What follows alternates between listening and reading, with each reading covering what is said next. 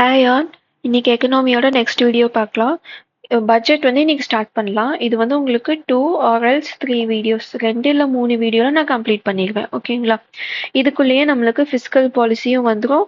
Finance கமிஷனும் நம்ம அப்படியே பார்த்துடலாம் லைனா. ஓகேங்களா? பட்ஜெட்னா பட்ஜெட் ஸ்டார்ட் ஆகி ஃபிஸ்கல் பாலிசினா என்ன அப்படியே நம்ம போனோம்னா கரெக்டாக இருக்கும். பிகாஸ் டாக்ஸேஷன் இது எல்லாமே பட்ஜெட்டுங்க டாபிக் குள்ள தான் வருது. ஓகே, இது வரைக்கும் நம்ம இன்ட்ரடக்ஷன், அதாவது பேசிக்கா எக்கனாமினா என்ன, பிரைமரி செக்டார்னா என்ன, டெர்ஷரி செக்டார்னா என்ன, ஜிடிபி, ஜிஎன்பி, இது எல்லாமே நம்ம வந்து பார்த்துட்டோம் கரெக்டுங்களா இன்ட்ரடக்ஷன்ல. அதுல இருந்து நம்ம இன்ஃப்ளேஷன் வரைக்கும் பார்த்தாச்சு. பேங்கிங், ஆர்பிஐ, இது எல்லாமே நம்ம கம்ப்ளீட் பண்ணிட்டோம். ஸோ கோர் எக்கனாமில நம்மளுக்கு கிட்டத்தட்ட 70% வந்து எண்ட் ஆயிடுச்சு. பேலன்ஸ் இன்னும் நம்ம என்ன கவர் பண்ணணும்னா பட்ஜெட் கவர் பண்ணணும். அதுக்கப்புறம் பார்த்தீங்கன்னா பப்ளிக் டெப்ட், அதாவது பாரோயிங், கடன் வாங்குறோம் இந்தியா இல்லைங்களா, அது அப்படின்னு என்னன்னு நம்ம பார்க்கணும். அடுத்தது வந்து பார்த்தீங்கன்னா டாக்ஸேஷன், எப்படியெல்லாம் டேக்ஸ் போடுறாங்க அப்படிங்கிறத பார்க்கணும். ஜிஎஸ்டி, அடுத்தது ஃபினான்ஸ் கமிஷன், அதுக்கப்புறம் சென்டருக்கும் ஸ்டேட்டுக்கும் இருக்கிற ரிலேஷன் ஃபினான்ஸ் ரிலேட்டடா. ஸோ இதெல்லாம் நம்ம பார்த்துட்டோம் அப்படின்னா உங்களுக்கு கோர் எக்கனாமி 100% உங்களுக்கு கம்ப்ளீட் ஆயிரும். இன்னும் நம்ம இவ்வளோதான் டாபிக் பெண்டிங் வச்சிருக்கோம். ஸோ ரொம்ப கஷ்டமா டெக்னிக்கலா இருக்கிறது எல்லாமே நம்ம முடிச்சிட்டோம். இது எல்லாமே உங்களுக்கு இனி ப்ரொசீஜர் மாதிரி தான் இருக்கும். இப்படின்னா என்ன அப்படிங்கிற மாதிரி ஃபினான்ஸ் கமிஷன் எல்லாம் உங்களுக்கு அந்த சேர்மனை பத்தி பார்க்குறது மாதிரி தான் இருக்கும். ஓகேங்களா? ஸோ கோர் எக்கனாமி முடிஞ்சிடும். அதுக்கப்புறம் நம்ம என்ன பார்க்கலாம் அப்படின்னா பாவர்ட்டினா என்ன, அன்எம்ப்ளாய்மெண்ட்னா என்ன, அது மாதிரி நம்ம பார்க்கலாம். இந்த இதெல்லாம் டெவலப்மெண்ட் எக்கனாமி. ஓகேங்களா? இதில் நம்ம என்ன பார்ப்போம்னா ஸ்கீம்ஸ் தான் மெயினாக இம்பார்ட்டண்ட். ஸ்கீம்ஸ் இல்லை பாலிசி ஏதாச்சும் கொண்டு வந்திருக்காங்க, இல்லை ஏதாச்சும் ஆக்ட்ஸ் இருக்கு அப்படின்னா நம்ம இதுதான் பார்ப்போம். ஸோ இந்த மாதிரி டெவலப்மெண்ட் எக்கனாமியெல்லாம் நம்மளுக்கு சீக்கிரமா முடிச்சிடலாம். கோர் எக்கனாமி தான் நம்மளுக்கு ரொம்ப கன்ஃபியூசிங்காக இருக்கும். சொல்லி தரலன்னா நம்மளுக்கு புரியாது. கரெக்டுங்களா? ஸோ நம்ம இப்போ இப்போ இப்போ நீங்கள் வீடியோ படிக்க ஆரம்பிச்சிங்கன்னா கூட ஐ திங்க் 10 or 11 வீடியோஸ் தான் நான் போட்டிருப்பேன். கோர் எக்கனாமியில் நீங்கள் கிட்டத்தட்ட 70% கம்ப்ளீட் பண்ணிடலாம். ஓகேங்களா? ஸோ எக்கனாமி கஷ்டம் அப்படின்னு சொல்லி அதை நம்ம ஸ்கிப் பண்ணாமல் நீங்கள் அதை கம்ப்ளீட் பண்ண ட்ரை பண்ணீங்க அப்படின்னா இதுக்குள்ளேயே எக்கனாமி தான் உங்களுக்கு சீக்கிரமாக கம்ப்ளீட் ஆகிடும். ஓகே ஓகே, இன்னைக்கு நம்ம பட்ஜெட் டாபிக்குள்ளே போகலாம். ஸோ பட்ஜெட்னா என்ன நம்மளுக்கு தெரியும். நம்ம பிகாஸ் நம்ம டே டு டே லைஃப்லேயே பட்ஜெட்டை வந்து தெரிஞ்சோ தெரியாமலே யூஸ் பண்ணுவோம். ஃபார் எக்ஸாம்பிள் இப்போ நம்ம கிட்ட 100 rupees தான் பாக்கெட் மணி இருக்குன்னா நம்ம ஸ்கூல் காலேஜ் போகும்போது நினைப்போம், ஓகே ரீசார்ஜுக்கு இவ்வளோ யூஸ் பண்ணலாம், ஸ்நாக்ஸ்க்கு இவ்வளோ யூஸ் பண்ணலாம்னு நம்மளே திங்க் பண்ணி வச்சுப்போம். பிகாஸ் நம்மளுக்கு தெரியும் நம்ம கிட்ட இவ்வளோதான் கெப்பாசிட்டி இருக்கு, இதுக்குள்ளதான் நம்ம ஸ்பெண்ட் பண்ணணும் அப்படின்னு. அதே தான் கவர்மெண்ட்டும் ஒரு கண்ட்ரிக்கோ இல்லை ஸ்டேட்டுக்கோ யோசிப்பாங்க. ஓகே நம்ம கிட்ட இவ்வளோதான் இன்கம் வரப்போகுது, அதுக்கு தகுந்த மாதிரி நம்ம எக்ஸ்பெண்டிச்சரை பிளான் பண்ணிக்கலாம் அப்படின்னு பிப்ரவரியோட ஃபர்ஸ்ட் ஒர்க்கிங் டே அன்னைக்கு சப்மிட் பண்றது தான் பட்ஜெட்.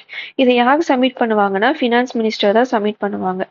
ஆனா கான்ஸ்டிடியூஷன் என்ன சொல்லியிருப்பாங்கன்னா பிரசிடென்ட் தான் ஆனுவல் ஃபினான்ஷியல் ஸ்டேட்மெண்ட், இதை வந்து பட்ஜெட் நம்ம பேசும்போது சொல்றோம். ஆனா டெக்னிக்கல் டேர்ம் என்னன்னா ஆனுவல் ஃபினான்ஷியல் ஸ்டேட்மெண்ட், இதை சப்மிட் பண்ணணும் அப்படின்னு உங்களுக்கு கான்ஸ்டியூஷன்ல சொல்லியிருப்பாங்க. ஆனா பிரசிடென்ட்டுக்கு ஒரு பவர் இருக்கு, அதாவது அவங்க நேமை யூஸ் பண்ணி இன்னொருத்தவங்க அந்த ஒர்க்கை பண்ண வைக்க முடியும் பிரசிடென்ட்னால. அப்படியே பழக்கமா வந்ததுதான் பிரசிடென்ட்டுக்கு பதிலாக ஃபினான்ஸ் மினிஸ்டர் வந்து லோக்சபால பட்ஜெட்டை ப்ரெசென்ட் பண்றது. ஓகேங்களா? ஸோ பட்ஜெட்டுக்கு கான்ஸ்டியூஷன்ல இருக்கிற ப்ரொவிஷன் வந்து இதுதான். ஆர்டிகிள் 112 என்ன சொல்லும்னா யூனியன் பட்ஜெட் சப்மிட் பண்ணணும் லோக்சபால அப்படின்னு சொல்லும். ஆர்டிகல் 202 என்ன சொல்லும் அப்படின்னா ஸ்டேட் கவர்மெண்ட்ஸ் வந்து பட்ஜெட் சப்மிட் பண்ணணும்னு சொல்லும். ஓகேங்களா? இப்போ நம்ம பட்ஜெட்டை பத்தி பார்த்தோம். ஃபினான்ஸ் மினிஸ்டர் சப்மிட் பண்ணுவாங்கன்னு பார்த்தோம். அதை யாரு ப்ரிப்பேர் பண்ணுவாங்க அப்படின்னா பட்ஜெட் டிவிஷன். ஃபினான்ஸ் மினிஸ்ட்ரிக்கு கீழே இருக்கிற டிபார்ட்மெண்ட் ஆஃப் எக்கனாமிக் அஃபேர்ஸ்க்கு கீழே இருக்கிற டிவிஷன் தான் பட்ஜெட் டிவிஷன். இவங்க தான் உங்களுக்கு அக்டோபர் மந்த்ல இருந்தே உங்களுக்கு ஒர்க் ஸ்டார்ட் பண்ணிடுவாங்க. பிப்ரவரி மந்த் பட்ஜெட்டை சப்மிட் பண்ணக்கு. பிகாஸ் நிறைய மினிஸ்ட்ரிஸ் இருக்கு இல்லைங்களா, அவங்க கிட்ட இருந்தெல்லாம் இன்புட் வாங்கி அதை வந்து எப்படி அவங்க வந்து எனக்கு இவ்வளோ அமௌண்ட் வேணும்னு கேட்பாங்க, எங்க மினிஸ்ட்ரிக்கு இவ்வளோ அலோகேட் பண்ணுங்கன்னு. அதெல்லாம் அனலைஸ் பண்ணி எவ்வளோ கொடுக்கணும் எல்லாமே டிசைட் பண்ணி இந்த பட்ஜெட் டிவிஷன் இவ்வளோ டைம் எடுத்து தான் பிப்ரவரி சப்மிட் பண்றாங்க. ஓகேங்களா? ஸோ எப்போவுமே பட்ஜெட் எங்கே சப்மிட் பண்ணுவாங்க அப்படின்னா லோக்சபால தான் சப்மிட் பண்ணுவாங்க. எப்போனா ஃபர்ஸ்ட் ஒர்க்கிங் டே, பிப்ரவரியோட ஃபர்ஸ்ட் ஒர்க்கிங் டேல. ஓகேங்களா?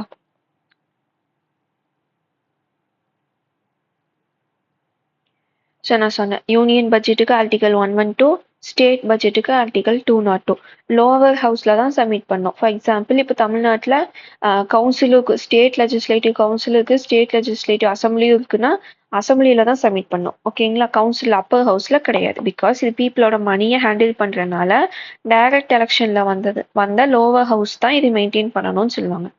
ஸோ பட்ஜெட்ல ரெவென்யூ பட்ஜெட் கேபிட்டல் பட்ஜெட்னு இருக்கு. அதுல வந்து ரெசிப்ட்ஸ் எக்ஸ்பெண்டிச்சர் இருக்கு, கேபிட்டல் ரெசிப்ட்ஸ் கேபிட்டல் எக்ஸ்பெண்டிச்சர் இருக்கு.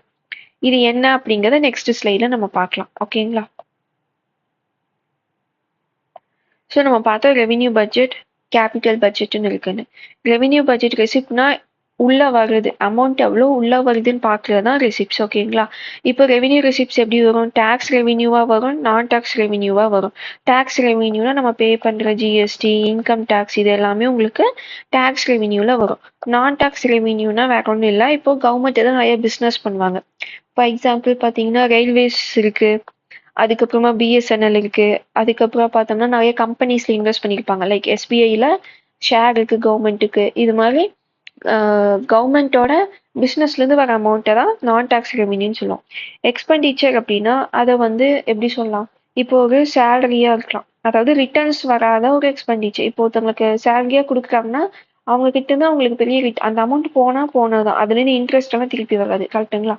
அதுதான் எக்ஸ்பெண்டிச்சர். பிளான்ட்னா கவர்மெண்ட்டுக்கு தெரியும் இந்த வருஷம் இவ்வளோ எம்ப்ளாயி இருக்காங்க, இவ்வளோ சேலரி போடணும், இவ்வளோ ஸ்கீம்ஸ் இருக்கு, இந்த ஸ்கீம்ல இவ்வளோ செலவு பண்ணணும், இதெல்லாம் உங்களுக்கு தெரியும்.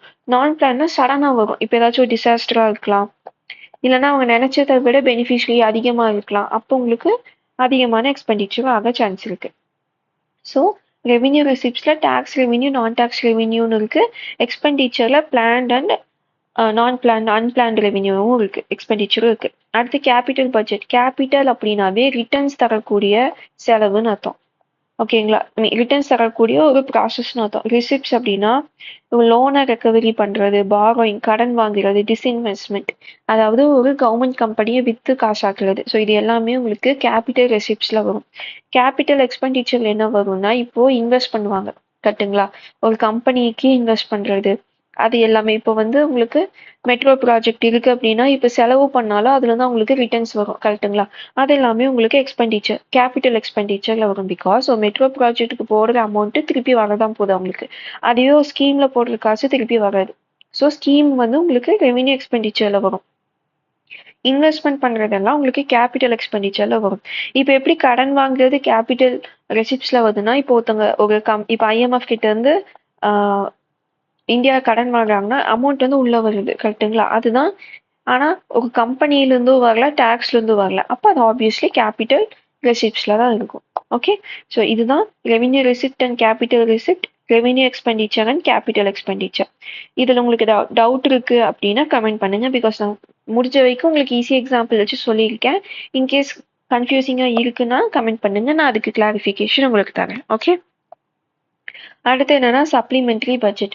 இது என்ன அப்படின்னா எமர்ஜென்சி டைம்ல உங்களுக்கு இந்த பட்ஜெட் கொண்டு வருவாங்க. அதாவது இப்போ ஃபார் எக்ஸாம்பிள் சடனா ஒரு எர்த்குவேக் வருது, ரொம்ப பெரிய எர்த்குவேக் வருது, இதுக்கு வந்து ரிலீஃப் ஃபண்டு வேணும்.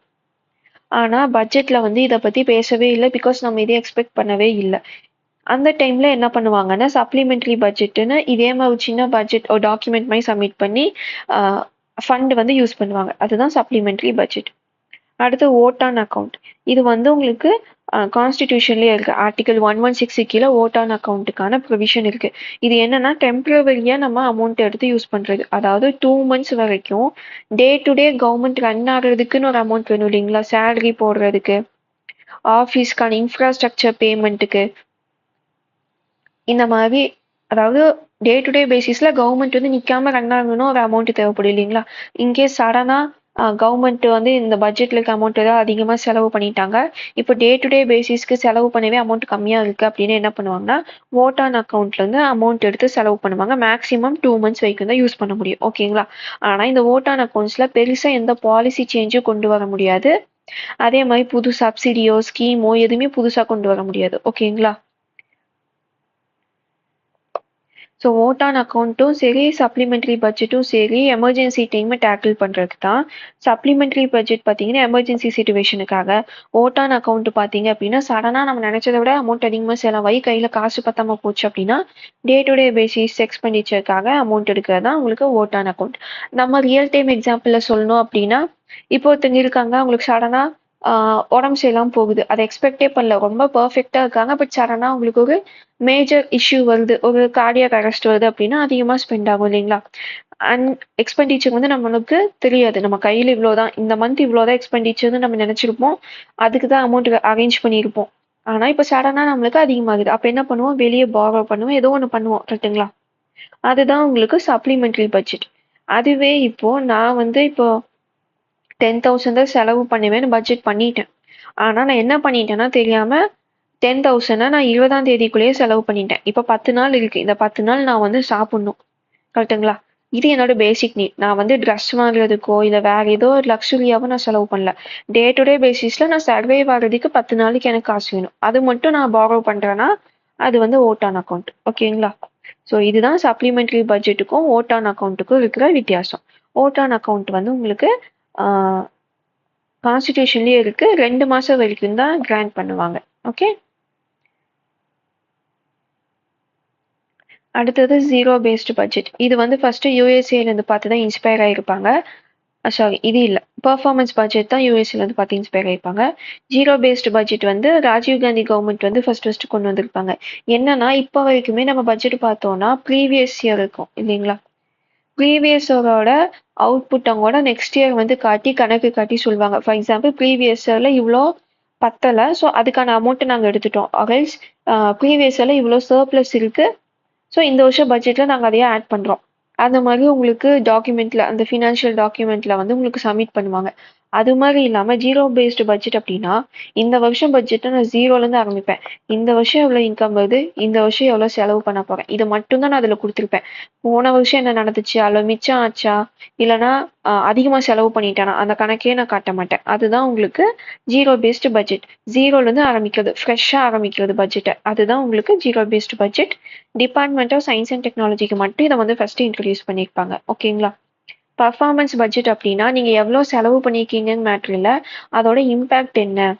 இப்போ ஹெல்த் கேரில் நான் இவ்வளோ 5,000 கோடி செலவு பண்ணியிருக்கேன் கவர்மெண்ட் சொல்கிறாங்க அப்படின்னா இந்த 5,000 கோடி செலவு பண்ணது பரவாயில்ல, அதனால அவுட்புட் என்னவா வந்திருக்கு, பீப்புளோட ஹெல்த் இம்ப்ரூவ் ஆயிருக்கா, ஹாஸ்பிட்டலோட கவுண்ட் இம்ப்ரூவ் ஆயிருக்கா, டாக்டர்ஸ் இம்ப்ரூவ் ஆயிருக்காங்களா, டெக்னாலஜி இம்ப்ரூவ் ஆயிருக்கா, இந்த மாதிரி அதனால என்ன நடந்திருக்கு அப்படிங்கிறத கொஸ்டின் பண்றது தான் உங்களுக்கு பர்ஃபார்மன்ஸ் பட்ஜெட். ஓகேங்களா?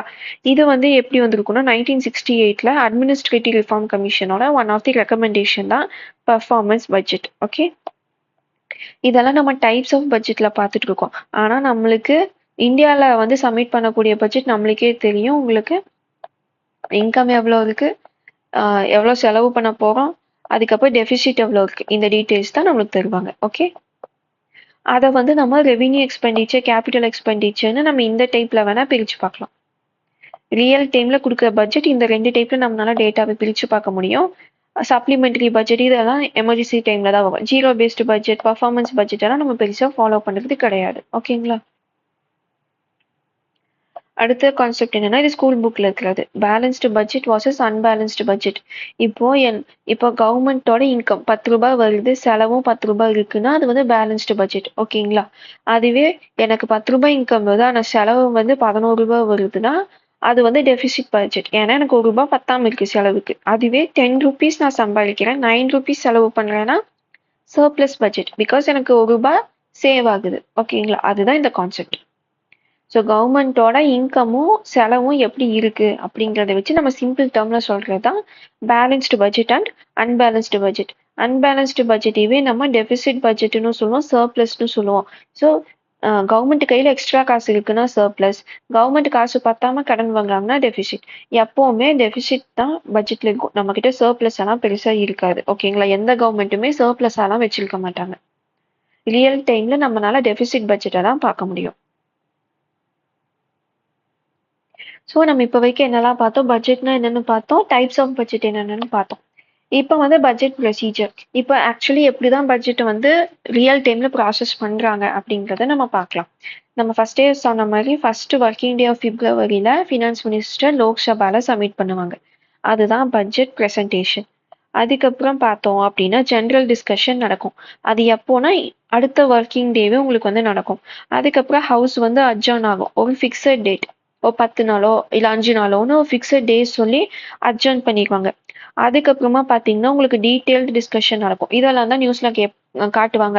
நீங்க இந்த ஸ்கீமுக்கு எவ்வளோ செலவு பண்ணுவீங்க, இந்த ஸ்டேட்டுக்கு அதிகமா செலவு பண்ணுவீங்க, இந்த மாதிரி நம்ம கொஸ்டின் எல்லாம் ரைஸ் பண்றதை நம்ம நிறைய பார்ப்போம். அதெல்லாம் தான் டீட்டெயில்டு டிஸ்கஷன். இந்த டிஸ்கஷனுக்கு அப்புறமாவே ஸ்பீக்கர், லோக்சபாவோட ஸ்பீக்கர் இருக்காங்க இல்லைங்களா, அவங்க வந்து ஓட்டிங்க்கு டேட் சொல்லுவாங்க. அந்த டேல வந்து demand for voting on demand for grants, கிராண்ட்ஸுக்கான ஓட்டிங் நடத்துவாங்க. கிராண்ட்ஸ்னா ஒன்றும் இல்லை, இப்போ ஃபினான்ஸ் மினிஸ்டர் வந்து சப்மிட் பண்ணி எனக்கு 1000 கோடி ரூபாய் இந்த வருஷம் வேணும்னு சொல்லிட்டாங்க பட்ஜெட்ல. இப்போ அந்த 1000 கோடி ரூபாயை கன்சாலிடேட்டட் ஃபண்ட் ஆஃப் இந்தியாவிலேருந்து எடுக்கணும், கரெக்டுங்களா? ஆனால் அது வந்து யாரோட மணி? பீப்புளோட மணி. அப்போ பீப்புளோட ரெப்ரசன்டேட்டிவான எம்பி இருக்காங்க இல்லைங்களா, அவங்க வந்து ஓட் பண்ணும், ஓகே நீங்க அமௌண்ட் எடுத்துக்கோங்க அப்படின்னு. அதுதான் voting on demand for grant. இந்த ஓட்டிங் வந்து சக்ஸஸ் ஆனதுக்கு அப்புறமா இந்த அமௌண்ட்டை வந்து அலோகேட் பண்ணுவாங்க அந்த பட்ஜெட்ல இருக்கிற மினிஸ்ட்ரீஸ்க்கு. ஓகேங்களா, அதை வந்து நம்ம லைனா பார்க்கலாம்.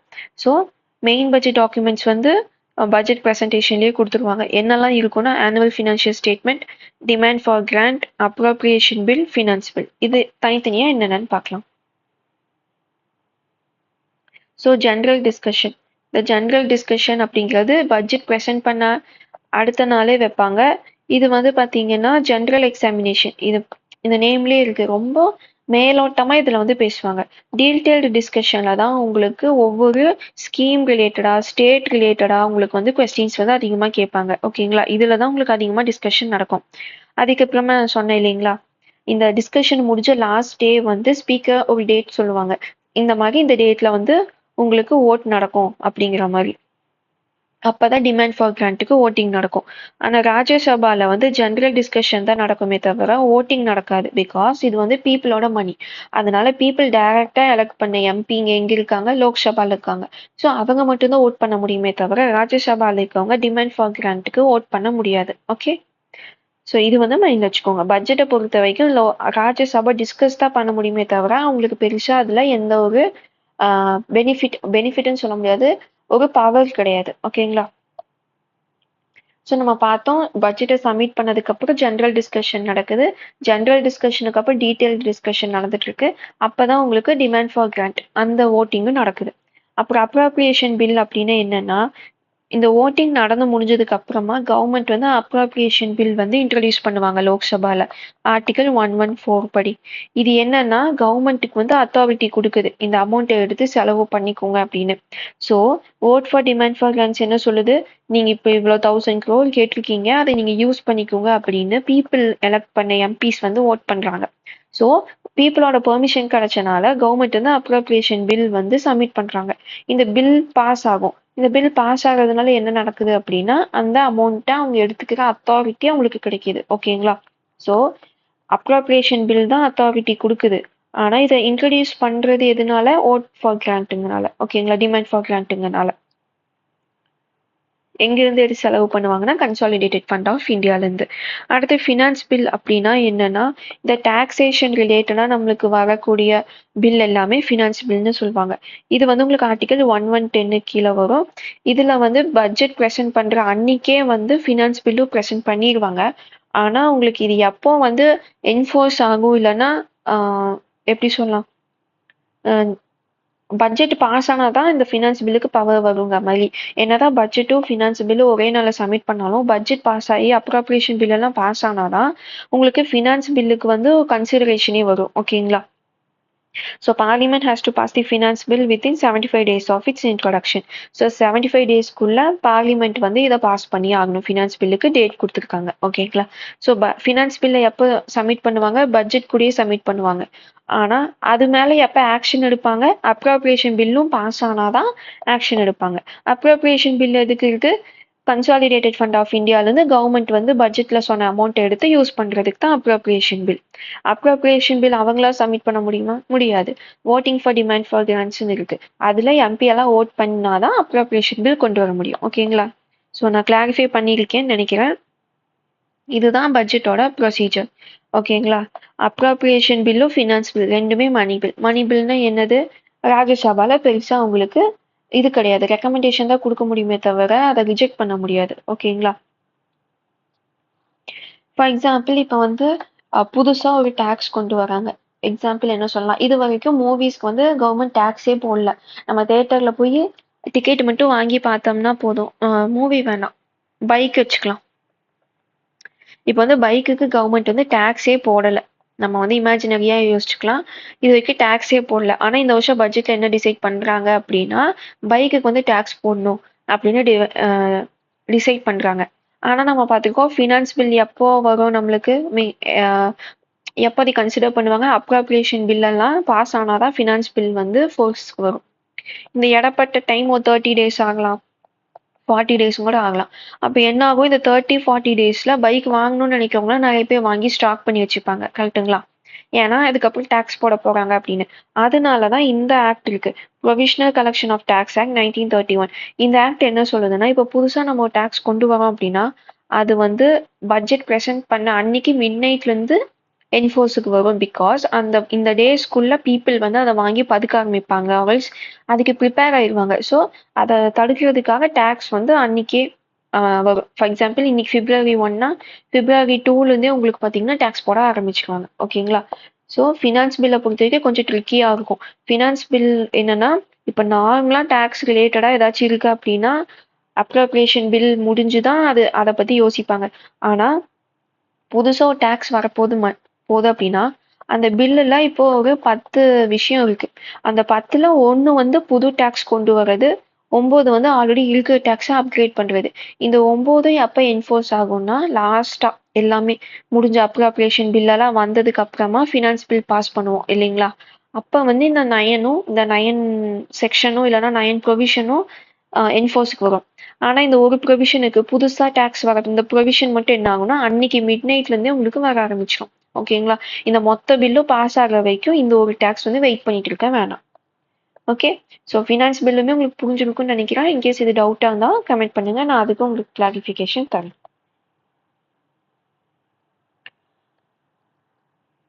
ஸோ இப்போ வந்து ஒரு பட்ஜெட்ல டைரக்ட் டேக்ஸை வந்து மாற்றணும்னு நினைக்கிறாங்க.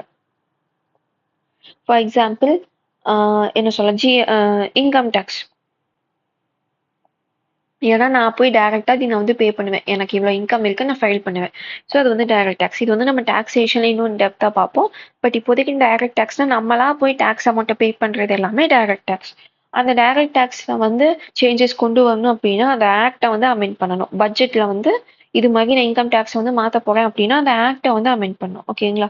அதுவே இன்டைரக்ட் டேக்ஸ் இருக்கு. இப்போ கஸ்டம்ஸ் டியூட்டி எல்லாம் போடுறாங்க இல்லைங்களா? நம்ம வெளியில இம்போர்ட் பண்ணுறோம் அப்படின்னா அதுக்கு இவ்வளோ பெர்சன்டேஜ்னு டியூட்டிஸ் இருக்கும், டேக்ஸ் இருக்கும். இப்போ பட்ஜெட்ல அதை மாத்துறாங்க அப்படின்னா அப்பர் லிமிட்னு ஒன்று வச்சிருப்பாங்க. இப்போ ஸ்கின் கேர் இல்லைன்னா எப்படி சொல்லலாம், ஃபுட் ஐட்டம்ஸ்னு வச்சுக்கலாம். இப்போ இதுக்கு வந்து மேக்ஸிமம் 15% வரைக்கும் டேக்ஸ் போட்டுக்கலாம் இம்போர்ட் பண்ணும்போது அப்படின்னு அந்த ஆக்டில் இருக்கு. இது வரைக்கும் 10% தான் கவர்மெண்ட் வாங்கிட்டு இருந்தாங்க. இப்போ வந்து 12% மாத்துறாங்கன்னா இந்த ஆக்டை வந்து மாற்ற தேவையில்லை. பிகாஸ் இந்த லிமிட்டுக்குள்ளதான் இந்த இன்க்ரீஸ் பண்றது இருக்கு.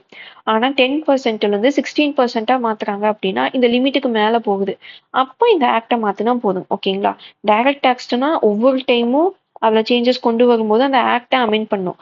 அதுவே இன்டைரக்ட் டேக்ஸ்னா அதுக்குன்னு ஒரு அப்பர் லிமிட் வச்சிருப்பாங்க. அந்த அப்பர் லிமிட்டுக்குள்ள இருக்கிற வரைக்கும் தனியா அமெண்ட்மெண்ட் கொண்டு வர வேணாம். ஆனா அந்த அப்பர் லிமிட்டை தாண்டி சேஞ்சஸ் வந்து பட்ஜெட்ல சொல்லியிருக்காங்க அப்படின்னா அந்த ஆக்டை வந்து அமெண்ட் பண்ணும். ஜிஎஸ்டி வந்து அது ஒரு தனி கவுன்சில் அதுக்கு இருக்கிறதுனால அந்த கவுன்சில் எடுக்க டிசிஷன் வச்சு அதை கிளாரிஃபை பண்ணிப்பாங்க. ஓகேங்களா? ஸோ பட்ஜெட்ல டேக்ஸை பத்தின டீட்டெயில்ஸ் இவ்வளோதான். அடுத்தது நம்ம கிராண்ட்ஸை பத்தி பார்ப்போம். இப்போ நம்ம கிராண்ட் அப்படின்னாவே எப்படி சொல்ல, பெர்மிஷன் இல்லைன்னா அமௌண்ட்டை யூஸ் பண்ணிக்கிறதுக்கான ஒரு பெர்மிஷனை நம்ம மைண்ட்ல வச்சுக்கலாம். ஓகேங்களா? ஸோ நிறைய டைப்ஸ் ஆஃப் கிராண்ட் இருக்கு. அது என்னென்னு ஒவ்வொன்றா பார்க்கலாம். ஃபர்ஸ்ட் வந்து சப்ளிமெண்ட்ரி டிமாண்ட் ஃபார் கிராண்ட்.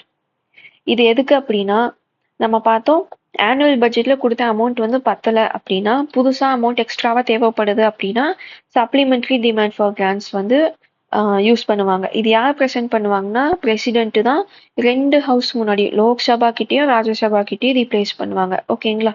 இந்த ப்ரொவிஷன் எங்க இருக்குன்னா ஆர்டிகல் 115 கீழே இது வரும். ஓகேங்களா? இப்போ 2025 to 2026க்கான பட்ஜெட் வந்து இப்போ ப்ரெசென்ட் பண்ணியிருக்காங்க. இப்போ இதுல 1000 crore வந்து அலோகேட் பண்ணியிருக்காங்க. ஆனா இப்போ ஜான்வரி 26ன்னு வச்சுக்கலாம். இப்போவே 1000 crore யூஸ் பண்ணி முடிச்சிட்டேன். இப்போ எனக்கு இன்னும் 2 மந்த்ஸ் இருக்கு. 3 மந்த்ஸ் இருக்குன்னு வச்சுக்கலாம். இந்த 3 மந்த்ஸ்க்கு வேணுங்கிற அமௌண்ட் நிறைய ஸ்கீம்ஸ் இன்னுமே இருக்கு. பத்தல. அப்போ எனக்கு இன்னும் ஒரு 200 crore வேணும் கவர்மெண்ட்டுக்கு. அப்போ என்ன பண்ணுவாங்கன்னா பிரசிடென்ட் கிட்ட சொல்லி சப்ளிமெண்ட்ரி டிமாண்ட் ஃபார் கிராண்ட்ஸ் மூலியமா அந்த எக்ஸ்ட்ரா இருக்க 200 crore எடுத்துப்பாங்க. ஓகே, இது வந்து நம்மளுக்கு கான்ஸ்டியூஷன்லயே இதுக்கு ப்ரொவிஷன் இருக்கு. ஏன்னா எல்லா டைமும் நம்மளால கரெக்டா எல்லாத்தையுமே கெஸ் பண்ண முடியாதுங்கிறனால இந்த ப்ரொவிஷன் கான்ஸ்டியூஷன்லயே வச்சிருக்காங்க. இது வந்து லோக்சபால தான் பாஸ் பண்ணுவாங்க. ஏன்னா நம்ம பார்த்திருக்கோம் அமௌண்ட் ரிலேட்டடாவே ராஜ்யசபாக்கு பெருசா பவர் இருக்காது. அடுத்தது என்னன்னா டிமாண்ட் ஃபார் எக்ஸஸ் கிராண்ட். இது என்ன அப்படின்னா முன்னத்து இயர்ல எக்ஸ்ட்ராவா ஸ்பெண்ட் பண்ணியிருக்காங்க. இப்போ 2024லேருந்து 2025 இந்த முடிஞ்சு போன ஃபினான்ஷியல் இயர்ல ஏதாச்சும் ஒரு ஸ்கீம்ல அதிகமா ஸ்பெண்ட் பண்ணியிருப்பாங்க. 500 crore தான் வேணும்னு சொல்லியிருப்பாங்க. ஆனா 600 crore ஸ்பெண்ட் பண்ணியிருப்பாங்க. இதை வந்து சிஏஜி பார்த்துட்டு பப்ளிக் அக்கௌண்ட்ஸ் கமிட்டிக்கு ஃபார்வர்ட் பண்ணுவாரு. இது மாதிரி இந்த ஸ்கீம்ல பாருங்க அதிகமா எக்ஸ்பெண்டிச்சர் பண்ணியிருக்காங்க அப்படின்னு. இவங்க இதை செக் பண்ணி பார்த்துட்டு இதுக்கான எக்ஸ்பிளனேஷன் கேட்பாங்க. அந்த எக்ஸ்பிளனேஷன் என்ன அப்படின்னா அதை கொடுத்துட்டு அவங்க வந்து இந்த கிராண்ட் டிமாண்ட் ஃபார் கிராண்ட்ஸ் வந்து மூவ் பண்ணுவாங்க லோக்சபால. அதாவது செலவு பண்ணியாச்சு, செலவு இனிமேல் தான் நான் செலவு பண்ண போவேன்னு சொல்லி வாங்கினா அதுக்கு பேரு supplementary grant for demand for grant. அதுவே நான் செலவு பண்ணி முடிச்சிட்டேன், அதுக்கு ரீசன் இதுதான் சொல்லிட்டு அந்த கிராண்ட்டை மூவ் பண்றாங்க அப்படின்னா அது வந்து டிமாண்ட் ஃபார் எக்ஸஸ் கிராண்ட். அதாவது முடிஞ்சு போனது இல்லை செலவு பண்ண அமௌண்ட்டுக்கு கணக்கு காட்டுறது தான் இது. ஓகேங்களா? இது வந்து முன்னத்து ஃபினான்ஷியல் இயருக்கு கொண்டு வரதா டிமாண்ட் ஃபார் எக்ஸஸ் கிராண்ட். அதுவே நடந்துட்டு இருக்க ஃபினான்ஷியல் இயருக்கு கொண்டு வரதா சப்ளிமெண்ட்ரி டிமாண்ட் ஃபார் கிராண்ட். அடுத்தது அடிஷ்னல் கிராண்ட். ஸோ இதில் நம்மளுக்கு அடிஷ்னல் நேம்லேயே இருக்கு. ஸோ நியூவோ ஸ்கீமோ இல்லை சப்சிடியோ கொண்டு வராங்க. ஆனால் இதை வந்து பட்ஜெட்ல லான்ச் பண்ணல, அதுக்கு அமௌண்ட் தேவைப்படுது அப்படின்னா அடிஷ்னல் கிராண்ட் மூலியமா அந்த அமௌண்ட் எடுத்துப்பாங்க. ஓகேங்களா? எக்ஸப்ஷனல் கிராண்ட்னா இந்த சடனா இந்த ஒரு டைமுக்கு மட்டும்தான் யூஸ் பண்ணணும், அமௌண்ட் வேணும், இது அடுத்த ஃபினான்ஷியல் இயர்லலாம் வராது. இதை வந்து ஸ்கீம்னா கூட உங்களுக்கு அடுத்த பட்ஜெட்ல கூட அந்த ஸ்கீமுக்கு அலோகேஷன் தேவைப்படும். ஆனால் இது வந்து ஒன் டைம் ஈவெண்ட்டுக்கு லைக் G20 சமிட் இது மாதிரி ஒன் டைம் ஈவெண்ட்டுக்காக எக்ஸ்ட்ரா அமௌண்ட் வாங்குறது தான் எக்ஸப்ஷனல் கிராண்ட். அடுத்தது டோக்கன் கிராண்ட். இது எதுக்கு அப்படின்னா ஃபார் எக்ஸாம்பிள் இப்போ ஹெல்த் மினிஸ்ட்ரிக்கு ஒரு 500 crore அமௌண்ட் இருக்கு. ஓகேங்களா? இப்போ வந்து 2 ஸ்கீம் இருக்கு, ஸ்கீம் ஏ ஸ்கீம் பி. ஸ்கீம் ஏக்கு 200 crore அலோகேட் பண்ணியிருக்காங்க, ஸ்கீம் பிக்கு வந்து 300 crore அலோகேட் பண்ணியிருக்காங்க. ஆனா அது யூசேஜில் இருக்கும்போது தான் தெரியுது ஏ ஸ்கீமுக்கு தான் அதிகமாக தேவைப்படுது அப்படின்னு. அப்போ என்ன பண்ணுவாங்கன்னா டோக்கன் கிராண்ட்டை வந்து மூவ் பண்ணி, அதாவது ₹1 பேருக்கு கன்சாலிடேட்டட் ஃபண்ட்ல இருந்து எடுத்துட்டு என்ன பண்ணுவாங்கன்னா இப்போ பில இருந்து இப்போ 100 இங்க அனுப்புவாங்க. ஸோ இங்க 300 ஆயிரும், இங்க 200 ஆயிரும். ஸோ இதுதான் டோக்கன் கிராண்ட். அதாவது இன்டர்னல் ரீஅட்ஜஸ்ட்மெண்ட். ஒரு மினிஸ்ட்ரிக்குள்ளேயோ இல்லை டிபார்ட்மெண்ட்டுக்குள்ளேயோ அவங்களுக்கு அலோகேட் பண்ண அமௌண்ட்டுக்குள்ள தான் யூஸ் பண்ண போறாங்க. பட் அதை வந்து ஸ்கீமோ டிபார்ட்மெண்ட்டோ கொஞ்சம் இன்டர்சேஞ்ச் பண்ணி யூஸ் பண்ண போறாங்க அப்படின்னா டோக்கன் கிராண்ட் வந்து பாஸ் பண்ணுவாங்க. ஓகேங்களா? இதுவுமே ஆர்டிகல் 115 கீழே தான் இருக்கு. ஸோ இதெல்லாம் தான் கிராண்ட். ஸோ நம்ம வந்து குரூப் 1 இல்லை மெயின்ஸ் லெவலில் நம்ம கொஸ்டின் வந்து இந்த மாதிரி கன்ஃபியூசிங்காக கேட்பாங்க. இந்த கிராண்ட்ஸ் ஒவ்வொன்றும் உங்களுக்கு எல்லாமே மணி எடுக்கிறது தான். ஆனால் ஒரு சிலது முன்னத்து ஃபினான்ஷியல் இயரை காட்டி எடுப்போம், ஒரு சிலது ஸ்கீமுக்கு மட்டும் எடுப்போம், சிலது ரீஅட்ஜஸ்ட்மெண்ட் இது மாதிரி இருக்கிறதுனால நம்மளுக்கு லைட்டாக கன்ஃபியூஸ் ஆகும். ஸோ 1 or 2 டைம்ஸ் ரிப்பீட்டடாக படிச்சிட்டிங்கன்னா நம்மளுக்கு நல்லாவே மெமரியில் இருக்கும். ஓகேங்களா? ஸோ இதெல்லாம் தான் பட்ஜெட்ல கொஞ்சம் கன்ஃபியூசிங்கான டாபிக். அதெல்லாம் நம்ம ரிப்பீட்டடாக ரிவைஸ் பண்ணிக்கிட்டோம்னா ஈஸியாக இருக்கும். அடுத்தது என்னன்னா இப்போ ஜென்ரலா யூனியன் பட்ஜெட் எப்படி இருக்கும்னு நம்ம பார்த்தோம். இப்போ அசம்பிளியே இல்லாத யூனியன் டெரிட்டரிஸ்ல என்ன பண்ணுவாங்க அப்படின்னா சென்ட்ரல் கவர்மெண்ட் தான் அதை வந்து ப்ரிப்பேர் பண்ணுவாங்க. இப்போ எக்ஸாம்பிள் பார்த்தீங்கன்னா சண்டிகர், அந்தமான் நிக்கோபார்லலாம் உங்களுக்கு அங்கே அசம்பிளி கிடையாது. அப்போ அவங்களுக்கும் செலவு இருக்கும். அங்கேயே கவர்மெண்ட் ஃபங்க்ஷன் ஆகிட்டு இருக்கு, கரெக்டுங்களா? அதுக்கான பட்ஜெட் யார் ப்ரிப்பேர் பண்ணுறாங்க அப்படின்னா சென்ட்ரல் கவர்மெண்ட் வந்து ப்ரிப்பேர் பண்ணுவாங்க. இது வந்து லோக்சபால மட்டும்தான் பாஸ் பண்ணுவாங்க. ராஜ்யசபாக்கெல்லாம் இந்த ரெக்கமெண்டேஷன் கேட்டு அனுப்ப மாட்டாங்க. ஓகேங்களா? அதே மாதிரி அமௌண்ட் எதுலேருந்து எடுத்து செலவு பண்ணுவாங்கன்னா கன்சாலிடேட்டட் ஃபண்ட் ஆஃப் இந்தியாவிலேருந்து. அதுவே லெஜிஸ்லேட்டிவ் அசம்பிளிஸ் இருக்கு அப்படின்னா அந்த அசம்பிளி வந்து பட்ஜெட் ப்ரிப்பேர் பண்ணுவாங்க. ஆனா அது வந்து பிரசிடென்ட் அப்ரூவல் வேணும். ஓகேங்களா? இப்போ தமிழ்நாட்டில் பட்ஜெட் வருதுன்னா தமிழ்நாட்டில் வந்து அனௌன்ஸ் பண்ணுவாங்க, கரெக்டுங்களா? பிரசிடென்ட் கிட்ட எல்லாம் பெர்மிஷன் வாங்க தேவையில்லை செலவு பண்றதுக்கு. ஆனா லெஜிஸ்லேட்டிவ் அசம்பிளிஸுக்கு இருக்கிற யூனியன் டெரிட்டரிஸ்ல என்ன ஆகும்னா அந்த ஓன் லெஜிஸ்லேட்டிவ் அசம்பிளி தான் பட்ஜெட் ப்ரிப்பேர் பண்ணுவாங்க. ஆனா பிரசிடென்ட்டுக்கும் அனுப்பி அப்ரூவல் வாங்கிக்குவாங்க. ஓகேங்களா? அப்புறம் பிரசிடென்ட் ரூலுக்கு ஸ்டேட்ல என்ன ஆகும் அப்படின்னா பிகாஸ் அங்க வந்து எய்தர் அந்த அசம்பிளி வந்து டிசால்வ் பண்ணியிருப்பாங்க, கவர்மெண்ட்டை கலைச்சிருப்பாங்க, இல்லைன்னா சஸ்பெண்ட் பண்ணியிருப்பாங்க. எம்எல்ஏ எல்லாம் பவர்ல இருக்க மாட்டாங்க, சஸ்பென்ஷன்ல இருப்பாங்க. அப்ப வந்து பட்ஜெட் பாஸ் பண்ணணும் அப்படின்னா லோக்சபா தான் அதையுமே பண்ணுவாங்க. ஓகேங்களா? ஸோ இதுதான் நம்ம பட்ஜெட் ப்ரொசீஜர் ரிலேட்டட் ஆனது. பட்ஜெட்னா என்ன, அதை எப்படி பாஸ் பண்றாங்க, பட்ஜெட்ல 2 பில் இருக்கு. அப்ராப்ரியேஷன் பில்னா என்ன, ஃபினான்ஸ் பில்னா என்ன, அப்புறம் கிராண்ட்னா என்ன, டிஃப்ரெண்ட் டைப்ஸ் ஆஃப் கிராண்ட் இருக்கு. அப்படின்னா என்னன்னு நம்ம பார்த்துட்டோம். இப்போ கவர்மெண்ட் அக்கௌண்ட்ஸ். இப்போ கவர்மெண்ட் நிறைய அமௌண்ட்டை வந்து ஹேண்டில் பண்றாங்க. அதை வந்து 3 டைப் ஆஃப் அக்கௌண்ட்ல மேனேஜ் பண்ணுவாங்க. ஒன்று வந்து கன்சாலிடேட்டட் ஃபண்ட் ஆஃப் இந்தியா, இன்னொன்று வந்து கண்டிஜென்சி ஃபண்ட் ஆஃப் இந்தியா, இன்னொன்று வந்து பப்ளிக் அக்கௌண்ட்ஸ் ஆஃப் இந்தியா. இப்போ இது வந்து ஆர்டிகல் 266 சப் கிளாஸ் 1 அதுக்கு கீழே தான் கன்சாலிடேட்டட் ஃபண்ட் ஆஃப் இந்தியா வந்து எஸ்டாப்ளிஷ் ஆயிருக்கு. இதில் தான் உங்களுக்கு tax revenue, non tax revenue ரெண்டுமே உங்களுக்கு வந்து இதில் தான் உங்களுக்கு பார்க்க முடியும். ஓகேங்களா? அதே மாதிரி பட்ஜெட்டில் நம்ம கிராண்டோ அப்ராப்ரியேஷன் பில்லோ எதுக்கு கொண்டு வரோம் அப்படின்னா இதுலேருந்து எடுத்து செலவு பண்ணலாம். ஸோ இது வந்து கவர்மெண்ட்டோட இன்கம்ங்கிறனால கன்சாலிடேட் ஃபண்ட் ஆஃப் இந்தியாவிலேருந்து கவர்மெண்ட் காசு எடுத்து செலவு பண்ணணும் அப்படின்னா லோக்சபால பெர்மிஷன் வாங்கணும், அதாவது ஓட் வாங்கணும். ஓட் ஆன் கிராண்ட்ஸ் வாங்கி தான் இதுல இருந்து எடுத்து செலவு பண்ண முடியும். பார்லிமெண்ட் பெர்மிஷன் இல்லாம இதுல இருந்து காசை தொடங்க முடியாது கவர்மெண்ட்னால. ஓகேங்களா? அதே மாதிரி லோன் எல்லாம் வாங்குவாங்க கவர்மெண்ட், அந்த லோன் எல்லாமே இதுக்குள்ளதான் இருக்கும். ஓகே. அடுத்தது கண்டிஜென்சி ஃபண்ட் ஆஃப் இந்தியா. இது வந்து ஆர்டிகல் 267 சப் கிளாஸ் 1 கீழே எஸ்டாப்ளிஷ் பண்ணியிருப்பாங்க. இது எதுக்குன்னா எமர்ஜென்சி டைம்ல அந்த வர செலவை வந்து எப்படி சொல்லலாம், டேக்கிள் பண்றதுக்காக இது இருக்கு. எக்ஸாம்பிள் ஒரு டிசாஸ்டர் வருது இல்ல வார் டைம் வருது அப்படின்னா இப்ப கண்டிஜென்சி ஃபண்ட்ல இருந்து பார்லிமெண்ட்ல ஓட்டெல்லாம் வாங்கி எடுத்து செலவு பண்ற வரைக்கும் டைம் இல்லைன்னா கண்டிஜென்சி ஃபண்ட்ல இருந்து நம்ம எடுத்து யூஸ் பண்ணிக்கலாம். ஃபர்ஸ்ட் வந்து 5 கோடி ரூபாயில இதை வந்து ஃபண்டை வந்து ஆரம்பிச்சிருப்பாங்க. இப்ப வந்து 30,000 கோடி கண்டிஜென்சி ஃபண்ட் ஆஃப் இந்தியால இருக்கு. ஸோ 2021 அந்த பட்ஜெட்ல வந்து உங்களுக்கு 30,000 கோடி கார்பஸ்னா தெரியும் இல்லைங்களா? இப்போ எஃப்டிலலாம் நம்ம போடுறோம். இப்போ 10 லட்சம் எஃப்டி போட்டிருக்கேன் அப்படின்னா அது வந்து கார்பஸ். அந்த அமௌண்ட் வந்து நம்ம தொட மாட்டோம், தேவைப்படும் போது தான் எடுப்போங்கிற மாதிரி. இது யாருக்கு கீழே இருக்குன்னா பிரசிடென்ட் கீழே தான் இருக்கும். ஓகே. ஆனா இது யாரை மெயின்டைன் பண்ணுவாங்க அப்படின்னா secretary to government of India, ministry of finance. Ministry of finance அந்த மினிஸ்ட்ரியோட செக்ரட்டரி தான் இதை வந்து மெயின்டைன் பண்ணிட்டு இருப்பாங்க. ஆனா இது யூஸ் பண்ற ரைட்ஸ் யார்கிட்ட இருக்கு, பிரசிடென்ட் கிட்ட இருக்கு. Contingency fund of consolidated fund of இந்தியாவிலேருந்து எடுக்கணும்னா பார்லிமெண்ட்டோட பெர்மிஷன் வேணும். அது வரைக்கும் டைமே இல்லை, அவ்வளோ பெரிய எமர்ஜென்சி அப்படின்னா தான் கண்டிஜென்சி ஃபண்ட் ஆஃப் இந்தியாவிலேருந்து எடுப்பாங்க. ஓகேங்களா? அடுத்தது பப்ளிக் அக்கௌண்ட்ஸ் ஆஃப் இந்தியா. இது வந்து ஆர்டிகல் 262 சப் கிளாஸ் 2 கீழே இதை வந்து வச்சிருக்காங்க. இது என்னன்னா இது வந்து கவர்மெண்டோட ரெவென்யூன்னு சொல்ல முடியாது, கவர்மெண்ட்டுக்கு உரிமையான காசுன்னு சொல்ல முடியாது. கவர்மெண்ட் வந்து இதை வந்து பாதுகாக்கலாம், இல்லைன்னா கார்டியன்னு சொல்லலாம். எக்ஸாம்பிள் பார்த்தோம் அப்படின்னா provident fund, post office saving, இதெல்லாம் பார்த்தீங்கன்னா கவர்மெண்ட்டோட ஏர்னிங்ஸ் கிடையாது, கரெக்டுங்களா? இதுக்கு வந்து கவர்மெண்ட் வந்து இதை எடுத்து யூஸ் பண்ணலாம், ஆனால் அவங்க திருப்பி கேட்டாங்கன்னா கொடுத்துக்கணும். அதுக்கு இன்ட்ரெஸ்ட்டும் இவங்க பே பண்ணணும், கரெக்டுங்களா?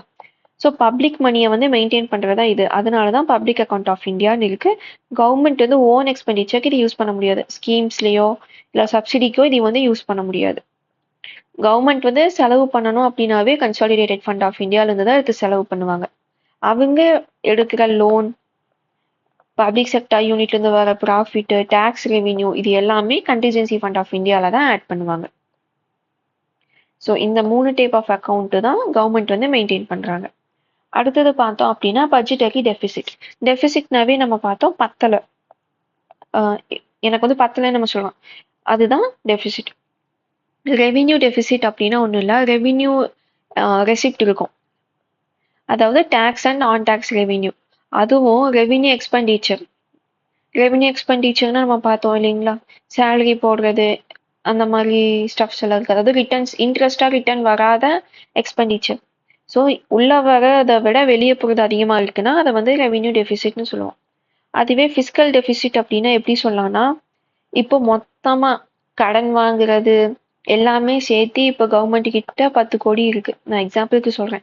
அதாவது இன்கம் ஆகுது, டேக்ஸ் ரெவென்யூ, பிசினஸ்ல இருந்து வர ப்ராஃபிட், அதுக்கு போய் வெளியே வாங்கின கடன், வெளியே மற்ற ஸ்டேட்டுங்களுக்கெல்லாம் கொடுத்த கடனோட இன்ட்ரெஸ்ட், இது மாதிரி கவர்மெண்ட்டுக்கு வரக்கூடிய இன்கம் இந்த வருஷம் எவ்வளோ? 10 கோடி. ஆனா கவர்மெண்ட் செலவு பண்ண வேண்டியது எவ்வளோ? 12 கோடி. அப்போ இங்க என்ன ஆகுது? 2 கோடி ரூபாய் பத்தல. அதை வந்து ஃபிஸ்கல் டெபிசிட்னு சொல்றோம். ஓகேங்களா? ஸோ ரெவென்யூ டெபிசிட்டுக்கும் ஃபிஸ்கல் டெபிசிட்டுக்கும் என்ன வித்தியாசம் இருக்கு?